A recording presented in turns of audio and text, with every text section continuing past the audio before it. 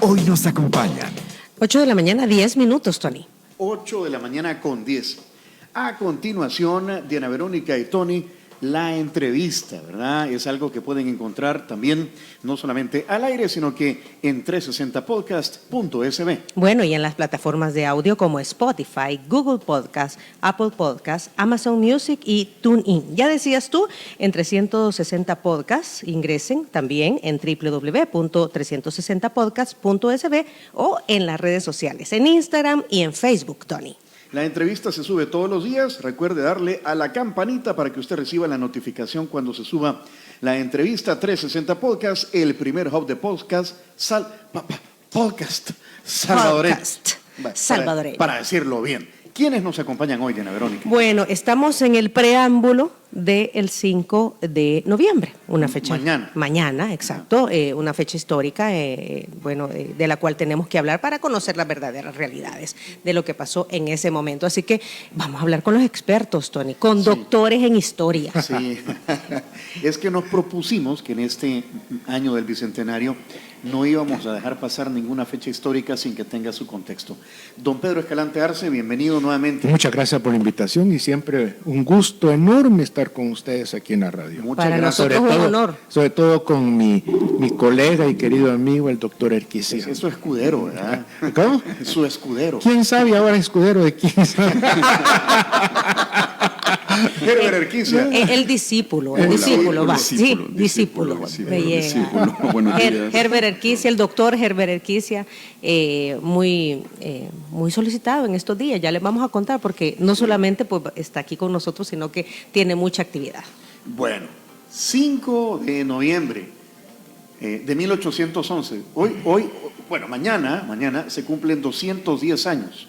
¿Qué significó eso para nuestro país, don Pedro? Pues el primer grito de independencia. Eso es lo que llamamos el primer grito de independencia. O sea, es un movimiento político, social, digamos, para más que todo político, que se dio en 4, 5, 6, 7 de noviembre de 1811 aquí en San Salvador y que marca el inicio del periodo tanto insurgente como independentista. O sea, no quiere decir que no haya habido algún antecedente antes, pero el primer movimiento así popular que se da sucedió aquí en San Salvador y siempre se pone el día, el 5 de noviembre, como el día clave para los sucesos.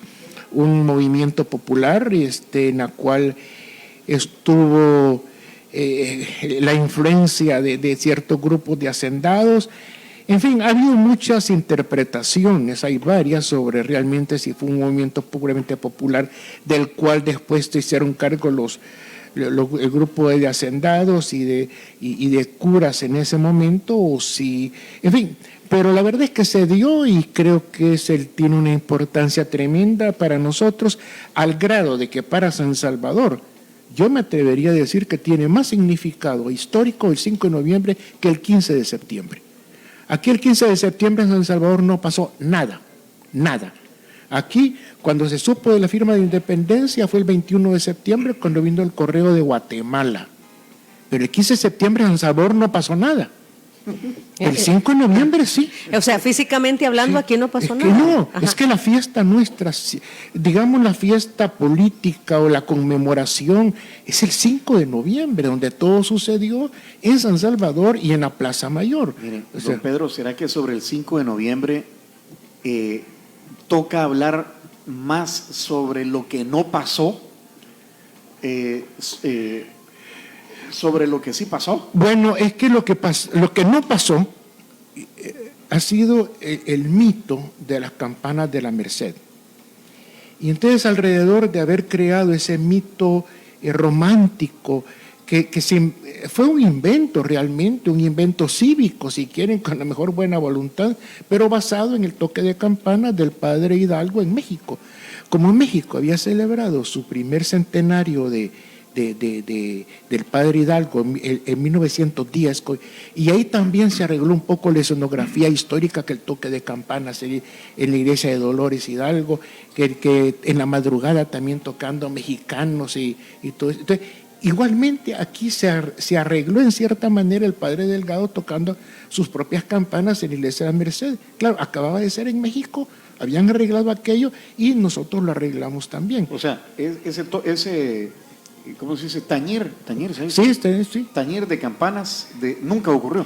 Pues en nuestra opinión, y todo el mundo sabe que no se dio. Si es que el 5 de noviembre fue otra cosa, no hay que ponerle, es muy bonito, por supuesto, muy significativo, muy simbólico poner un toque de campanas, pero ha sido un error.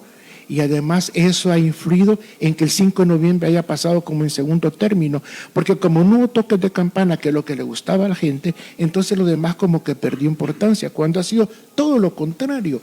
El movimiento político que se dio ciudadano, urbano en San Salvador es fascinante lo que pasó y todavía hay que seguirlo estudiando, pero no hubo toque de campanas y eso ha escondido un poco la gran importancia. En términos reales y trayéndolo, haciendo un parangón con lo que ocurre en estos tiempos, ¿qué hubo? ¿Una manifestación, Herbert? Bueno, en realidad, tal y como decía Pedro, es una fecha importante. Hubo pues algún conato, ¿verdad? Un conato de gesta, ¿verdad? De gente que estaba en contra de algunas medidas que se estaban tomando por parte de la administración colonial. Y obviamente es un movimiento tanto popular como movimiento también de los hacendados, tal y como explicaba Pedro. Y yo creo que una de las cosas importantes que hay que decir es que el 5 de noviembre para nosotros, para El Salvador, y en realidad es el punto de inflexión del Reino de Guatemala, es donde en realidad hay un primer quiebre, ¿verdad? Y luego viene pues el del 1814, y luego otros levantamientos que no solo ocurren en San Salvador, sino que también en Nicaragua, en el mismo noviembre, obviamente en Metapán, que Pedro es experto en ese tema del 24 de noviembre de Metapán de 1811, que es algo que muy poco conocemos, que poco se habla, pero el 5 de noviembre, recuerden ustedes, somos de una generación que tenía asueto el 5 de noviembre. No sé si se recuerdan que los 5 de noviembre eran en asueto. El colegio eran asueto. Sí, o por lo menos los que, bueno, ya estábamos en vacaciones, pero era un lugar, era un día muy importante. Pero y fue asueto nacional, creo, ¿verdad? Sí, por sí, años. Hace poco nacional. fue que lo quitaron. Sí, hace poco lo quitaron. Y por otra parte, bueno, la presa 5 de noviembre, o sea, el 5 de noviembre es una fecha importantísima para El Salvador. A ver, deberíamos de entender el 5 de noviembre como el inicio del quiebre de las buenas relaciones entre los sansalvadoreños y el Reino de España.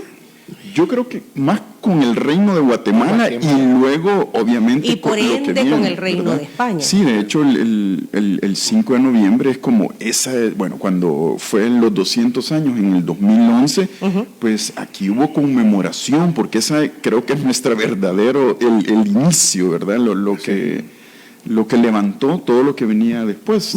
Y tal y como estábamos conversando, o sea, todos los estados nacionales, todos los países requieren de una tradición inventada.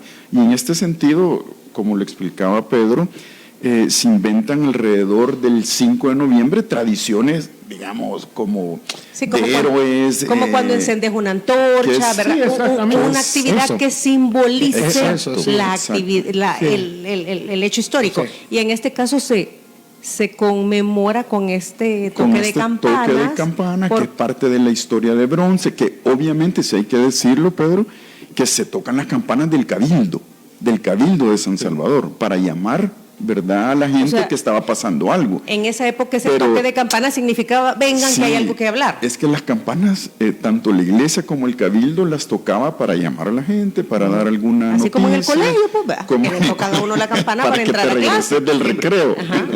Ay, el timbre. Yo fui de campana todavía, ¿verdad? De tilín. Pero ¿qué sí ocurrió entonces? O sea, se concentró la gente, alguien dio un discurso, alguien habló, alguien dijo hasta aquí. Comenzó a arengar Es que había habido malestares desde hacía varios días en San Salvador, que habían comenzado desde algún tiempo anterior y claro, había... Todo esto hay que enmarcarlo dentro de la situación que estaba toda la América española en ese momento, o sea, cuando no había rey en España, estaba preso en Francia, y entonces comienzan todos esos movimientos autonomistas que se dieron en el continente americano, porque nosotros en cierta manera nos atrasamos. Cuando aquí comienzan los movimientos, ya en Sudamérica ya estaba aquella efervescencia política y militar, ¿verdad? Entonces todo eso fue creando un malestar, y además de malestares propios que habían en San Salvador en época de la intendencia. Y lo que siempre los historiadores pues ponen como la parte detonante fue el apresamiento que se dio, que habían puesto encarcelado a un cura Aguilar, a Manuel Aguilar, en Guatemala. Después se sabe de que le habían descubierto unas cartas a Aguilar que estaban en relación con México, porque en México en ese momento estaban en la guerra prácticamente de independencia, como se ha llamado. Entonces todo esto fue que motivó un movimiento popular que algunos dicen que fue realmente muy espontáneo. Yo realmente siempre he pensado que tuvo que haber habido influencia de otros grupos de la ciudad, no fue, pero una manifestación que se dio contra las autoridades en la Plaza Mayor, que comenzó el 4, luego el 5 que llamaron con la campana a una especie de cabildo popular en la plaza, y viene todo lo que se dio, cambiaron autoridades, o sea, fue un movimiento fuerte en contra de las autoridades del gobierno colonial y también contra españoles que estaban aquí en San Salvador. Así que junto con la parte popular, donde sabemos los participantes, viene la participación de un grupo de hacendados, que lo llamaba hacendados independentistas, ¿verdad? Ahora, siempre hay mucho que pensar en esas circunstancias, porque realmente fue un grupo de hacendados, no fueron todos los que estaban en San Salvador los que estaban acuerpando ese movimiento. Porque estaban protegiendo su interés económico. Pues, sí, pero es que yo siempre veo ahí una relación muy estrecha entre este grupo de hacendados con los alcaldes de barrio, porque en esa época San Salvador tenía sus propios alcaldes de barrio. Además de que estaban los dos alcaldes de por sí de la ciudad, cada barrio tenía su propio alcalde. La ciudad tenía dos alcaldes. Tenía dos alcaldes. Nosotros siempre en la época colonial fueron dos alcaldes, lo que se llamaba alcalde primero y segundo, que duraban un año, dos alcaldes, primero y segundo. Y luego cada barrio tenía su propio alcalde de barrio con su propia milicia, sus propios alguaciles y todo. Y en esos barrios es que empezó a haber manifestaciones de desagrado contra las autoridades, y ahí fue donde se fue formando esos grupos de manifestantes que fueron a gritar, a manifestarse en contra del intendente y en contra de las autoridades de ese momento. O sea, del 5 de noviembre todavía hay que trabajar en ese tema. Y entonces esto comenzó el 4, decía usted, se da el campanazo. El 4 es cuando comienza el movimiento popular. Entonces, como les dijera, luego viene la invención, si quieren, muy simbólica, muy bonita, muy cívica, muy de las campanas de la Merced, pero cuando le ponen las campanas ya el asunto ya había comenzado. O sea, hay mucho todavía que estudiar, hay mucho que considerar sobre el 5 de noviembre. ¿Y esto cuánto duró? ¿Cuántos días? O sea, esta manifestación popular. Miren, duró más o menos, 4 fue en la tarde, 4 que comenzaron, 5, 6, el 7 ya comenzó a calmarse, cambiaron autoridades, había nuevos alcaldes en ese momento, pero siempre fue dentro del mismo grupo de contemporización con las autoridades. O sea, este movimiento popular del 5 de noviembre no es un movimiento que haya estallado y que haya permanecido así, sino que después hizo una especie de arreglo con las autoridades para mantener un statu quo en San Salvador, con nuevas autoridades, eso sí, pero se manifestó un cierto sosiego para ver cómo San Salvador lograba un arreglo con las autoridades de Guatemala. ¿Por qué? Porque San Salvador buscó el apoyo de otros municipios aquí cerca, inclusive se mandaron notas pidiendo apoyo para este movimiento de San Salvador, y ninguna municipalidad lo apoyó, ninguna. Pero también dice Herbert que pasó algo en Atapán. Sí, Me lo de Metapán y después que sucede, es el 24. Pero en San Salvador, en su momento, los pedidos de colaboración inclusive en San Miguel, cuando llegó el escrito de San Salvador, lo quemaron públicamente, diciendo de que San Salvador era una traición que se estaba haciendo hacia la autoridad y todo. Ni Santana ni ninguno demandaron, por lo menos formalmente las autoridades municipales no aceptaron comprometerse en ayuda a San Salvador, al contrario, sino que se pusieron en contra de la ciudad. Sí, realmente yo siempre he dicho que el 5 de noviembre, a pesar de la violencia que se manifestó un momento, después llegó a calmarse, y lo que denota es que había bastante unidad en San Salvador, en sus pobladores, para poder afrontar lo que se les venía encima. Porque esto duró algún tiempo, durante todo el mes de noviembre, lo que quedaba, se mantuvieron las autoridades que se habían nombrado, y luego mandaron ya a la gente de Guatemala a sosegar la situación junto con un nuevo intendente. O sea, para San Salvador, dentro de su fracaso, al pedir la colaboración de otros ayuntamientos, no pudo mantener eso, pero en la ciudad misma sí se pudo mantener una cierta situación de sosiego y de interrogación de qué iba a suceder. Inconformidad, ¿verdad? Había inconformidad, pero se había sosegado la situación. Había una tensa calma. Una tensa calma, diga. Y eso denota que aquí había que los hacendados y toda esa gente que intervinieron, que tenía el poder fáctico, los tentáculos, que tenía mucha relación, digamos, con las masas populares. Ajá. Porque el movimiento fue apoyado por los grupos mulatos y mestizos de San Salvador. Si no hubiera sido por ellos, no se hubiera mantenido. Pero al mismo tiempo estaban los otros grupos.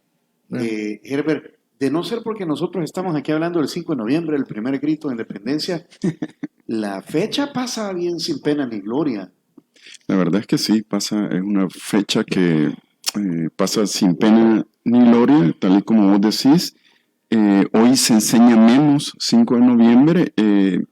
Yo creo que, como hemos hablado, es fundamental esta fecha porque es el punto de quiebre de lo que va a venir, porque no solo esa, digamos, chispa que encendió la llama quedó viva, ¿verdad? Y no es que se apagó del todo, o sea, el movimiento logró que quitaran al intendente de San Salvador, Antonio Gutiérrez Ulloa, y viniera un intendente nuevo, o sea, también no fue una cosa así nomás, ¿verdad? Y como decía Pedro, ese movimiento fue creciendo, el movimiento en el sentido de que, digamos, la gente de la parroquia de San Salvador, los curas también tenían vínculos con los barrios de San Salvador y estaban de alguna manera discutiendo, ¿verdad? Toda la situación política que estaba pasando con algunos hacendados que también no estaban de acuerdo con la, digamos, cómo se estaba manejando la política, digamos, ¿verdad? Y más que todo, cómo se estaba manejando las relaciones con la Capitanía General, ¿verdad? Guatemala. Con Guatemala, uh-huh. Que era el pleito, ¿verdad? Uh-huh. Que era el pleito.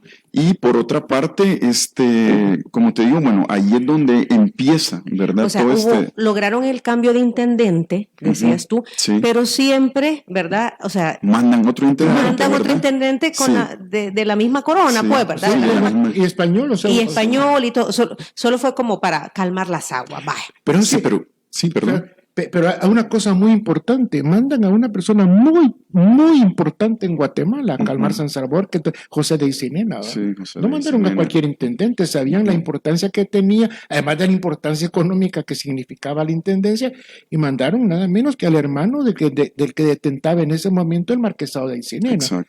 Mandan a don José de Isinena, que era un hombre prominente, y mandan junto con un miembro del Ayuntamiento de Guatemala, que era un tipo brillante, que era el Peinado, José María Peinado. O sea, la importancia que se le dio en Guatemala refleja la importancia del movimiento que se dio aquí en San Salvador. Y es que eso hay que tener en cuenta, que ese San Salvador no era cualquier cosa, ¿verdad? Era como digamos, si podemos decir, la joya de la corona, porque era donde se estaba produciendo el añil. El añil, que era el gran producto de exportación de ese momento, y era, bueno, pero que pasaba por Guatemala. Exacto, donde se generaba todo el dinero y esto y lo otro. Y además, obviamente, por ejemplo, Aycinena también tenía sus recursos en San Salvador, ¿verdad? Hacienda y la producción. Entonces, no podían dejar de que era juez y parte. De que esta parte del reino de Guatemala se pusiera así tan... Mira, esos sansalvadoreños andan alborotados, anda calmarlos. O sea, sí. Lo que pasa es que el que estaba de intendente también tenía intereses económicos. Sí, pero... Porque decís que era hacendado. Yo no, Antonio Gutiérrez y yo no. No, él no. Él no, pero Aycinena sí, era parte Gutiérrez Ulloa no. Gutiérrez era un español, digamos, de alguna manera recién llegado, ¿verdad, Pedro? O sea, él tenía un puesto político-administrativo. El otro no, el otro venía a defender parte de lo que les pertenecía, ¿Cómo habrá sido la vida un día cotidiano de esos hacendados, don Pedro? Es decir, vivían en el casco de la hacienda, estaba la casa grande, o vivían aquí en la ciudad y después viajaban. Eran periodos que pasaban en esas haciendas. ¿Cómo era? Eran épocas que pasaban en esas haciendas, sobre todo cuando se trataba de épocas de cosecha. Por ejemplo, cuando estaban trabajando a la tinta añil, pues se iban a su hacienda.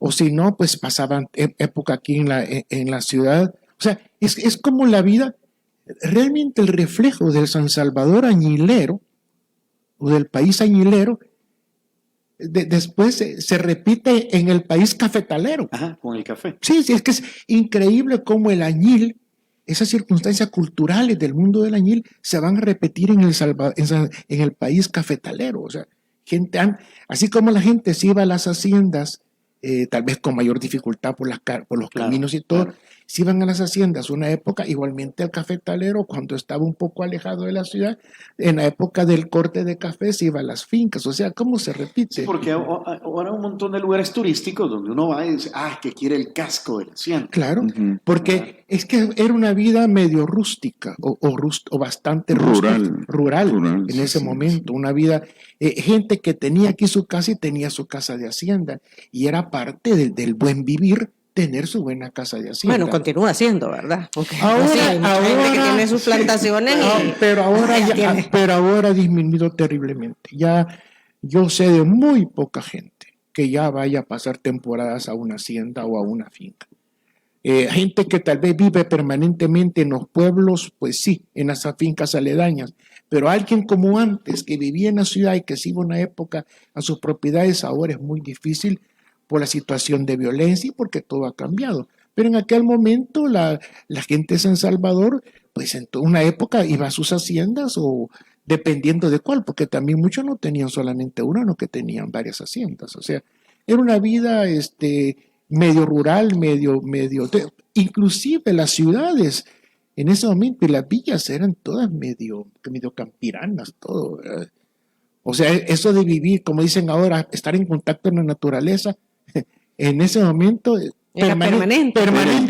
Diario vivir. Es el diario vivir, estar en contacto con la naturaleza. Ahora te venden la experiencia. Sí. Estar en contacto con la ahora naturaleza. sí, que se vaya a tal lugar que va a estar No, en ese momento se vivía permanentemente. Yo creo que es importante para los radioescuchas definir, porque cuando hablamos de San Salvador no estamos hablando de solo el San Salvador que hoy en día conocemos. Ni tampoco solo del departamento. No, ni la ciudad ni del departamento. Estamos hablando de todo este país, exceptuando Sonsonate, los departamentos de Sonsonate y Ahuachapán, que era esa provincia de San Salvador, y que, por ejemplo, había gente que la gente de Oriente vivía en los poblados de San Miguel, ¿verdad? En San Miguel, que hoy conocemos.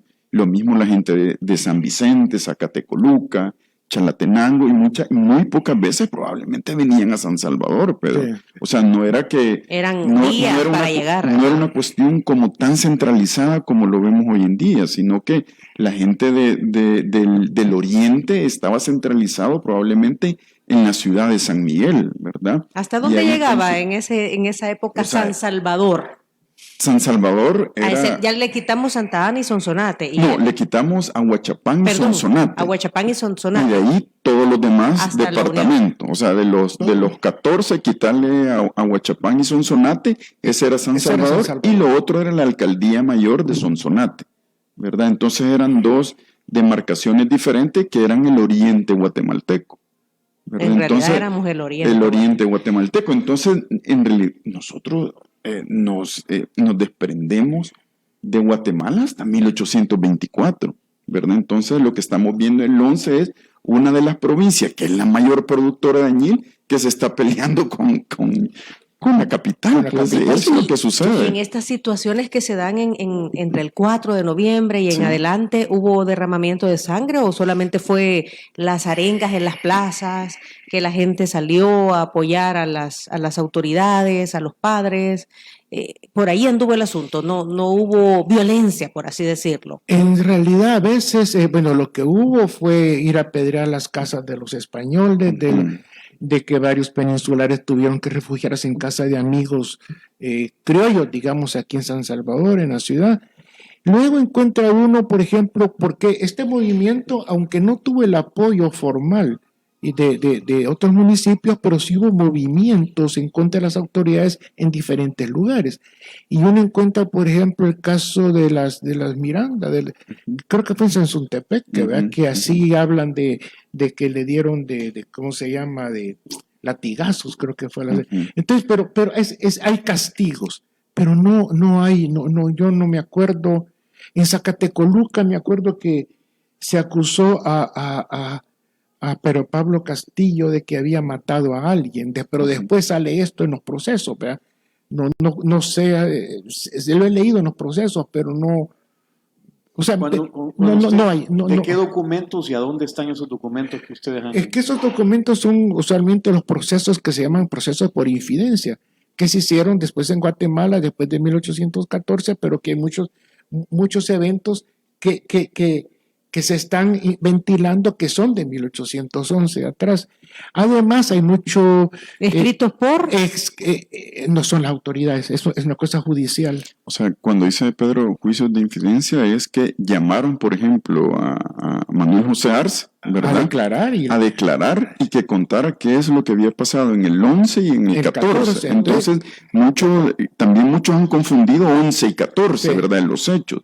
O sea, dicen que dicen. O sea, es una declaración. Es una declaración ante una autoridad. Pero ¿verdad? Basada en tus testimonios. Que vos le pones y le quitas lo que querés. Por supuesto. Y hay otros testimonios también, pero obviamente también son los testimonios desde el poder, ¿verdad? Desde los que están en el poder o desde lo que querés decir. Entonces, por eso es bien difícil, como decía Pedro, tener algunos datos puntuales, ¿verdad? Porque la fuente es bien poca. O sea, están, como dice Jeremy, son los procesos judiciales que te he juzgado, y luego también están las cartas de los escritos que hizo el ayuntamiento en su momento, cuando hubo los cambios de autoridades, y luego hay las declaraciones de otras personas, cartas y todo. O sea, muchas veces es difícil decir meridianamente esto fue lo que sucedió, sino que de acuerdo a todos los acontecimientos uno puede...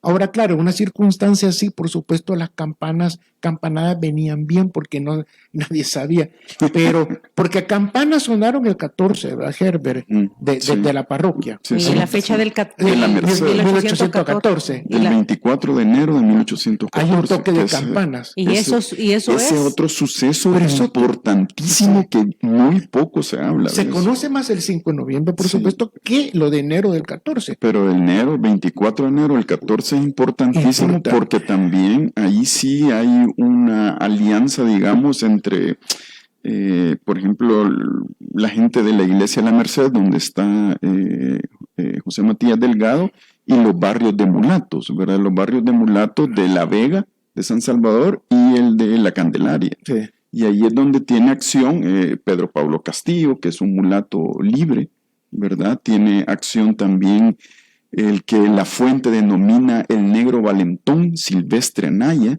que es un negro del barrio de La Vega que anda merodeando la casa de José María Peinado. Y entonces José María Peinado hace una descripción de todo lo que está pasando en el 14, ¿verdad? ¿Quién es José María Peinado? Es el intendente de San Salvador. El que pusieron a raíz de los hechos después de Aycinena, sí, en el 14. Entonces, lo que pasa es que aquí anda un negro, ¿cómo? Mire, don Chema, ya el negro valentón. Es que interesante porque... Es interesante porque la fuente dice Silvestre Anaya y entre comillas el negro valentón, o sea, es un personaje que anda envalentonado bien, y él describe que lo llega a ver a la casa, que anda merodeando por ahí, por la iglesia, y que luego se mete a la Merced. O sea, es toda como que fuera una descripción, ¿verdad? Lo lindo también que es una descripción de ese San Salvador, de ese centro histórico que hoy conocemos, que son las mismas cuadras, los mismos, con diferente nombre, ¿verdad? Obviamente. Pero es interesante porque se va a la casa del intendente, luego se va a la Merced y esto y lo otro. Anda visualizando cómo está la situación. Y lo que pasa es que se quieren robar la pólvora, ¿verdad, Pedro? Se quieren robar la pólvora que tenían en San Jacinto para poder armar, pues, allí su... Y Pedro Pablo Castillo era un mulato que la vez pasada dijiste que era el de los fuegos artificiales. Es que era el encargado de... Era cuetero, que era una profesión, ¿verdad? Claro. Ser cuetero, además maneja la pólvora, no solo sirve para los cohetes, ¿verdad? Sí, es que además la pólvora era estanco en ese momento. Exacto. O sea, la producción de pólvora estaba en manos del Estado. Entonces, eso es de que el negro valentón anduviera vigiando cómo se hacía de la pólvora, porque no la podían conseguir por otro lado, porque era un estanco. Estaba controlado por la autoridad la producción de pólvora. Entonces, todo eso explica. Así como el licor, el tabaco. Y eso del licor, del aguardiente, también tiene que ver mucho con estos movimientos. Por ejemplo, en el movimiento de Metapán, que duró del 24 al 29 de noviembre, más o menos, movimiento de Metapán, que es importantísimo por una razón. En estos movimientos de independencia, llamémoslos así, no hay participación indígena, no hay. Aparecen indígenas que han apoyado malestares en los pueblos, aparecen, pero no hay una participación de indígenas como una corporación política o social, no hay. Los indígenas estaban al margen. El único lugar en donde las autoridades indígenas apoyan el malestar público que se manifiesta es en Metapán. Es el único lugar en el actual El Salvador en el cual la comunidad indígena participa en el movimiento bullicioso de Metapán. Es el único lugar. Entonces es muy importante, y además uno ve cómo el objeto de los indígenas no era andar pensando en autonomía, de independencia, porque no sabían ni leer, ni escribir, ni nada. Lo que andaban buscando era terminar con los estancos, ciertos estancos, que no siguieran cobrándoles precios tan altos por tal cosa o tal otra, y sobre todo que les vendieran barato el aguardiente. Eso es lo que uno ve, y eso es lo que sucedió en cierta manera con el estallido indígena de Metapán. La situación de los estancos. Ir terminando como los monopolios, vaya, por así decirlo, ¿verdad? Sí, del Estado. Porque eran del Estado. En Metapán es importante la participación de las mujeres. Sí, participan las mujeres. Es una participación porque como estaban los indígenas participando con sus alcaldes indígenas, con sus dos alcaldes, siempre son dos alcaldes, siempre participan. Las mujeres indígenas están como alentando. Así como los diputados, que hay unos suplentes. Sí, algo así. Las mujeres indígenas están alentando a los indígenas y al mismo tiempo a los grupos mestizos que estaban apoyando las intrigas de un español, de un criollo.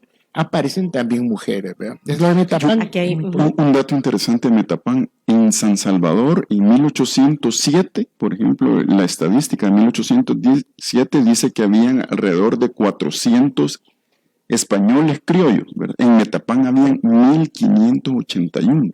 Españoles criollos. Sí, era el lugar donde más población española había en Metapán, ¿verdad? Y eso se debe también a la importancia de Metapán en la extracción del hierro, ¿verdad? Del hierro y otros productos. Entonces, también ahí hay que tener en cuenta que Metapán era un lugar muy importante. La majada andaba vigiando donde había actividad económica. Pues sí, como en como todo. siempre. Ajá, Sí. como en sí. Como Miren, siempre. hay mucha participación de la audiencia. Carlos Recín nos dice, ya quisiera que hubiera una milicia aquí en mi colonia para guardar mayor seguridad. Me acuerdo cuando aún teníamos clases en noviembre, nos daban asueto en el colegio. Sí. Pregunta, ¿todo esto aún no se enseña en las escuelas del país? ¿Se mantiene la mentira histórica? Dice. O sea, ¿qué tanto se aborda en la currícula escolar? Yo entiendo que sí se aborda en la currícula escolar el 5 de noviembre, tal vez no con la importancia que lo estamos documentando hoy en día, pero sí se aborda. Pero ¿qué tanto se sigue repitiendo la historia de bronce y no esto de lo que estamos hablando hoy? Ahí el detalle, Ese ¿verdad? O sea, detalle. debemos de deconstruir esa historia de bronce. Esa historia de bronce, como le hemos venido hablando, la de las campanas del 5 de noviembre, lo de la invención de Atlacat, lo de un montón de cosas, ¿verdad? Que hemos hablado. Y lo que pasa es que la historia de bronce sirve no solo en El Salvador, sino que en todas partes para cimentar esos estados nacionales, ese culto cívico, El patriotismo, ese ¿verdad? patriotismo, esa religión cívica, como llaman algunos, ¿verdad? Pero hay que entender que detrás de eso hay una invención, ¿verdad? Eso sí hay que tenerlo en cuenta. Dice el número 9256, qué bonito que lo transporten a uno a la época colonial. Nos alegra que le estés disfrutando esta entrevista. Dice Ricardo Orantes, ¿el bálsamo del Perú qué papel jugó en esa época? Pues el bálsamo del Perú era una producción propia de la costa esta que se llamó tradicionalmente la costa de Tonalá, allá en Sonsonate.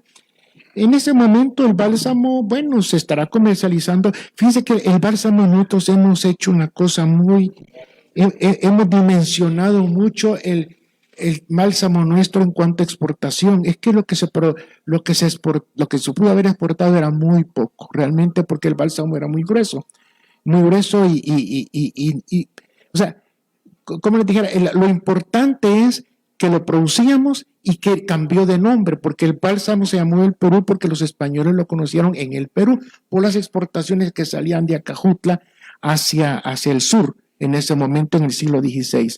Pero claro, en las exportaciones de ese momento uno ve que a veces los barcos están llevando bálsamo, pero realmente hay cosas, pues eran mucho más importantes, el añil y cualquier otro producto que el bálsamo, aunque sí se encuentra en la exportación en ese momento. Aquí está Rodrigo Baires. Rodrigo es parte del equipo de Focos. ¿Existe alguna relación entre La Vega y los hechos de Anastasio Aquino? No, No. que yo sepa, no. Okay. Barrio La Vega, me No, imagino. Barrio La Vega. No. Lo de Anastasio Aquino es 1832. 32, 33. En la época sí, de sí. Mariano Prado, cuando ponen un impuesto general Sí. que se pone, y los indígenas le ponen también ese impuesto. Es un impuesto no me acuerdo cuánto era, anual, un impuesto anual.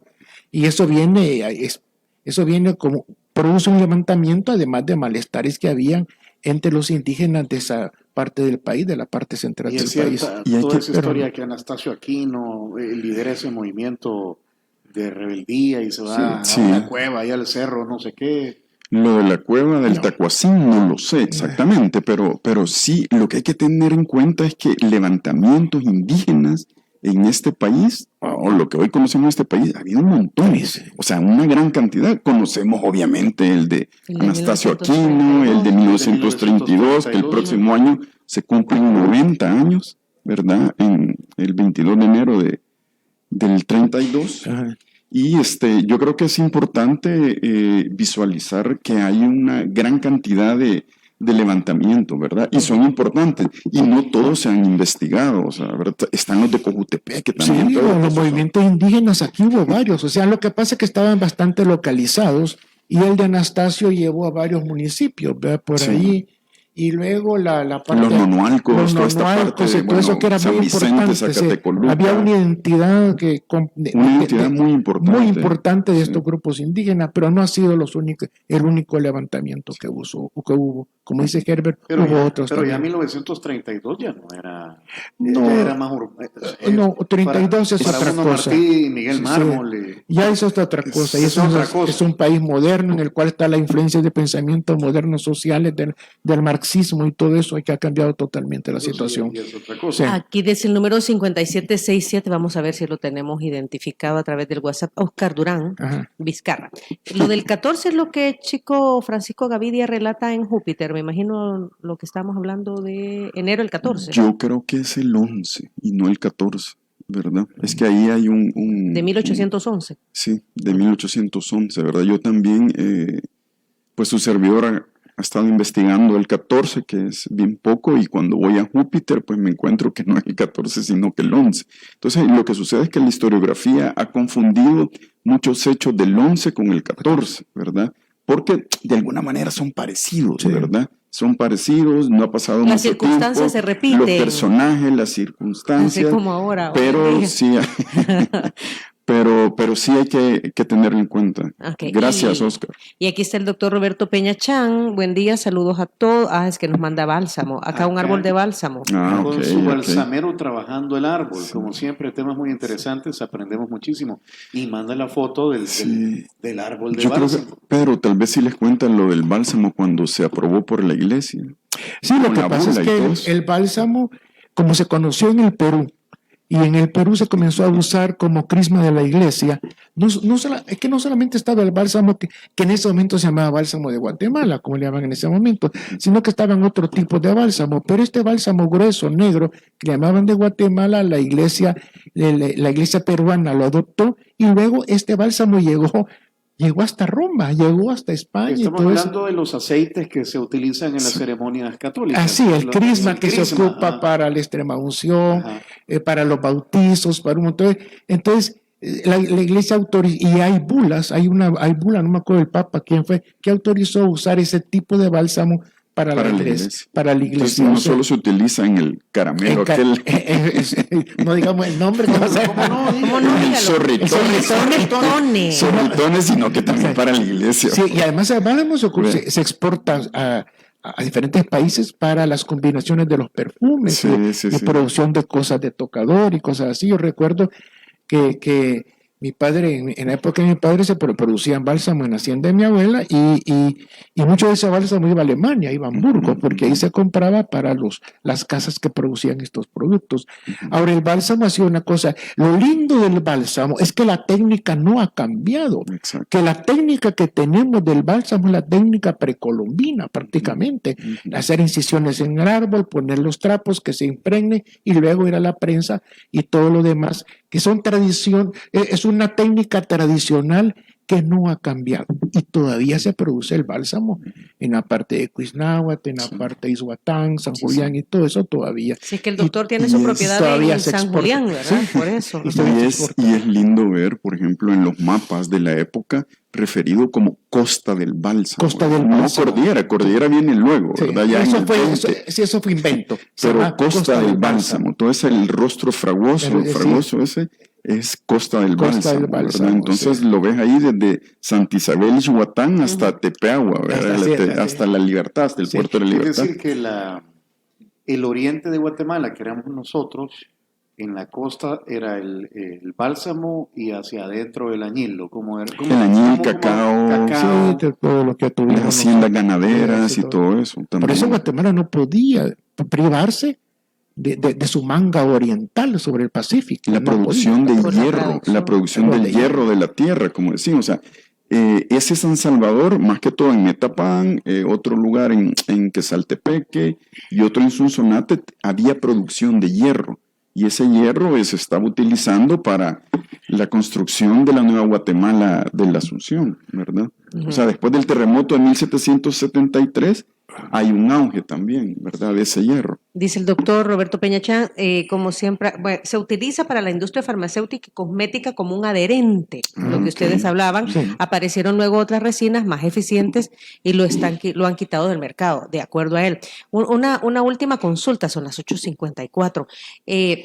Para la conmemoración de los primeros 100 años del primer grito de independencia del 5 de noviembre, se erigió el monumento de la Plaza Libertad, ¿verdad? En ese marco fue que, y para mí es como el lugar histórico más representativo que tenemos. Sí, sí. No así del 15 de septiembre, o sea, luego se conmemoró el bicentenario del primer grito de independencia y se conmemoró ahí, el Parque del Bicentenario se llama así porque se inauguró en el 2011, Sí, sí. Ajá, también, Así es. y así se llama, no es bicentenario, no, del bicentenario, pero del 15 de septiembre ubiquémonos si hay algo así como representativo, ¿verdad que La verdad es que no, lo que pasa, como vos decís, el 5 de noviembre de 1811 es la gran fecha representativa de ese San Salvador. Y en el centenario, pues que se crea el monumento al centenario, Ajá. que es en la Plaza Libertad, y es la Plaza Libertad es el punto cero, es el punto donde... Además, ¿verdad? Además, el punto cero. Es la gran plaza en realidad. Lo que pasa es que luego se va transformando, ¿verdad? Sí. Me imagino que las cenizas, Pedro, ahí quiere que las esparza, ¿verdad? ahí por el cabildo colonial, y por la plaza, y por la... La historia urbana, la escenografía urbana de la Plaza Libertad es tan importante. Era la Plaza Mayor, Plaza de Armas, luego se llamó Parque Dueñas, después de la época de Chico Dueñas se llamó Parque Dueñas, después Plaza Libertad, ahí estaba el Cabildo, la parroquia, después Primera Catedral, estaban con portales de comercio, y luego una cuadra hacia el sur, en un lugar que la gente ha olvidado totalmente, estaba la casa del intendente.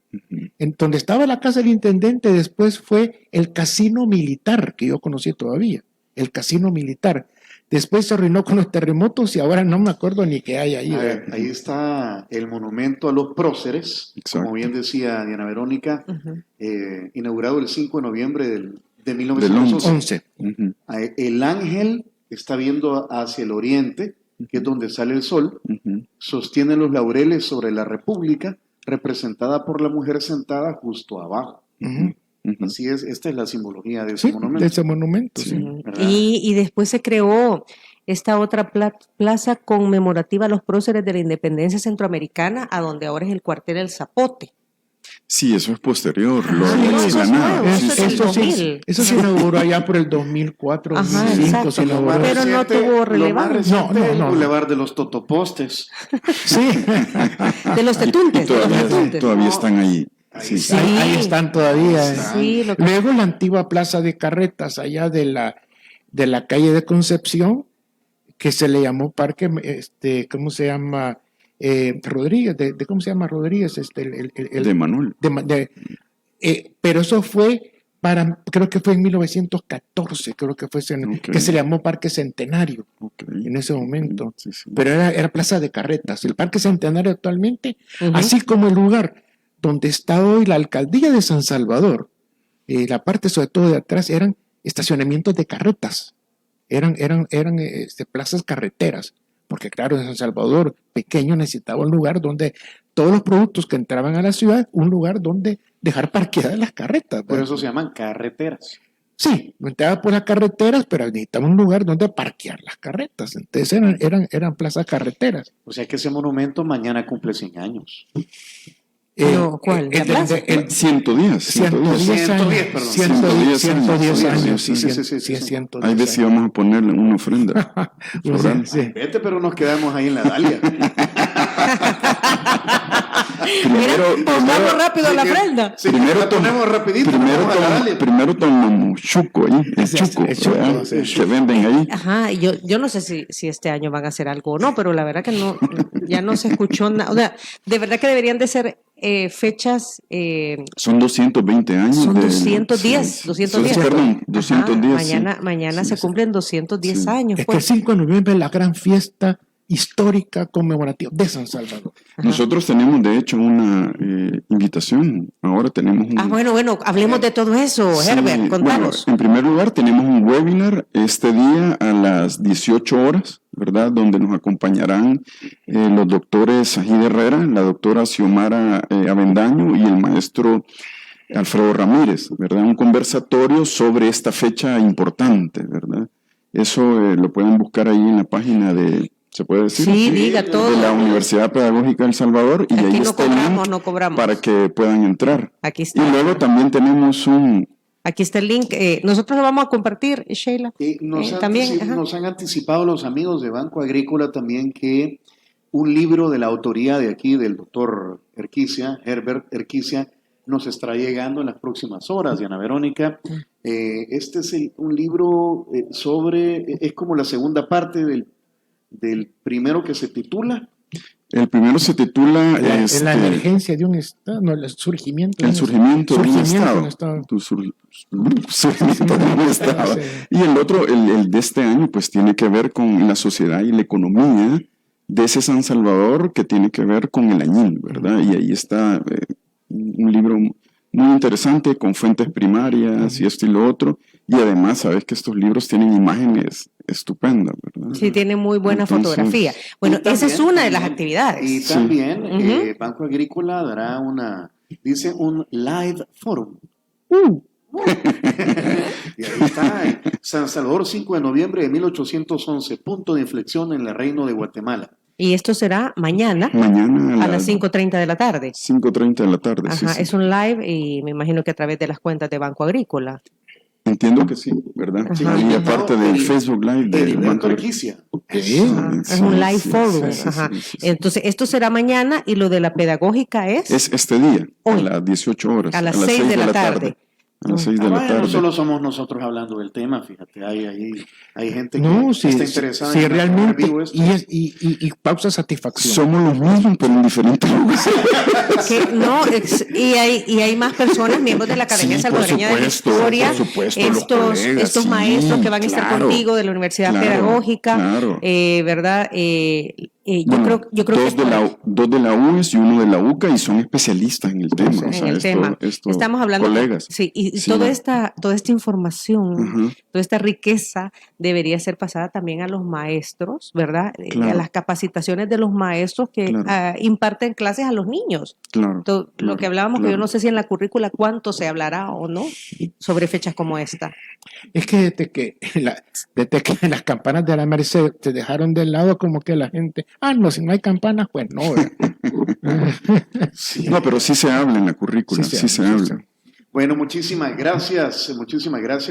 Esto ha sido Diana Verónica y Tony, la entrevista, ¿verdad? Pueden ir a escuchar esta charla a través de 360podcast.sb en Spotify, en Google Podcast, en Apple Podcast, en Amazon Music, TuneIn y obviamente pues en 360podcast.sb. Además en las redes sociales, en Instagram y en Facebook, @360podcast.sb y en Twitter, @360podcast_sb.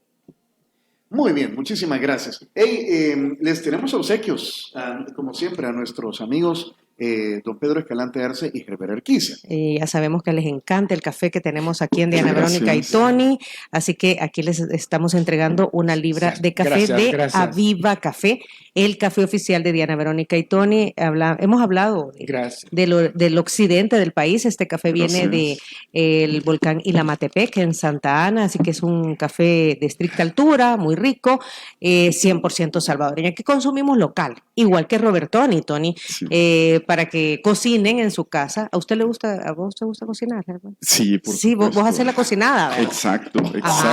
Fíjate que soy especialista en lavar platos, porque como arqueólogo yo lavo tiestos, ¿verdad? Entonces es una cosa fascinante. Así que todas las pero ahí vamos. Las orillitas de la cacerola quedan Sí, exacto.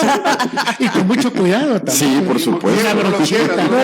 No le quita el teflón. El olor de la comida no miente, por eso sabemos que cuando algo huele bien, huele a Robertoni. Solo Robertoni tiene el sabor y la tradición de la comida preparada en casa para que tus platillos despierten el apetito de todos. Robertoni, consomés, pastas y chaumín, ahora con nuevos empaques. Bueno, y también ya vino San Martín. Les recordamos que nuevamente en la Plaza Salvador del Mundo, San Martín está construyendo el árbol de Navidad más grande de El Salvador. Será inaugurado el próximo sábado 13 de noviembre, es decir, de este sábado al próximo, a partir de las 7 de la noche, por situaciones de la pandemia COVID-19 y manteniendo estrictamente las normas de bioseguridad, no tendrá presencia del público, ¿verdad? Será transmitido a través de las diferentes redes sociales, así que aquí les estaremos dando las coordenadas. Pero San Martín siempre pues acompañando a la familia salvadoreña en estas ocasiones especiales como las fiestas de Navidad y Año Nuevo. Esto vino gracias a Línea Rosa, un servicio de transporte integral y exclusivo para mujeres, conducido por mujeres capacitadas. Llámales al 2207-2132 o al 6200-4491. Y recuerde que Línea Rosa está buscando, ¿verdad? También más mujeres que quieran unirse a su proyecto, aquellas personas, aquellas mujeres que tienen vehículo, que se encuentran en buen estado y tienen ciertas horas libres y quieran trabajar con Línea Rosa, pues ahí está Línea Rosa buscándolas a ustedes. Contacte a Línea Rosa a través de sus redes sociales. ¿Qué otra fecha se nos viene? Que nos vamos a volver a ver. Henry, ¿qué se nos viene después del 5 de noviembre? La verdad es que cada mes hay fechas importantes, la verdad. Y de ahí, no sé, tal vez de diciembre. O ya cerramos la conmemoración del Bicentenario. Mira, ahí en diciembre la tradición de la Navidad y el Año Nuevo, cómo ha ido cambiando, no sé. Sí, lo que pasa es que en diciembre hay un montón de cosas de tradición muy importantes, ¿verdad? Ajá. Por ejemplo, lo que se conmemora en Izalco con lo de los Cristos, Pedro. Sí, ¿verdad? Hay una cantidad de cosas. ¿Eso no es nuevo para mí? ¿Qué es eso de los Cristos? ¿Qué es eso? Una procesión.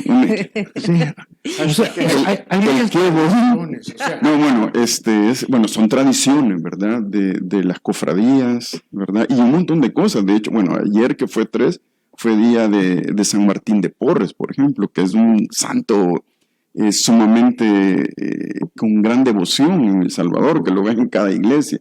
Y así podemos hablar de diferentes cosas. Sí, porque las tradiciones navideñas, por ejemplo, es muy importante la parte del nacimiento. La tradición, eso le iba a decir. De los nacimientos. Antes las iglesias montaban esos nacimientos que era, parte de la tradición navideña, ir a hacer un recorrido a las iglesias y ver cómo habían montado el nacimiento. Otra cosa, los árboles de Navidad, si antes... Aquí prácticamente lo que se hablaba de poner la rama de Navidad, decían. Es que era una rama de pino. Era una rama de pino, pero ahora es el árbol, ya la forma cónica, si no. O sea, hay cosas que han ido cambiando también, el uso de cosas, de los famosos pellejos de los gallitos y todo eso. Que ahora la comida también, la ¿verdad? comida, o sea, hay muchas cosas que hablar de la... Nunca había oído eso. Hoy es el día de San Carlos Borromeo y nos estamos acordando de la universidad. San Carlos de Guatemala. Sí, ok. Sí. Bueno, nos juntamos para Navidad. Bueno, muchísimas gracias, aquí estaremos. Y es que 24 este año cae viernes, o sea, jueves 23 podemos conversar al respecto, ¿verdad? ¿Les parece? Para que vayan guardando la fecha en su apretada agenda. Y se pongan a estudiar. Muchas gracias. Gracias. Ya volvemos.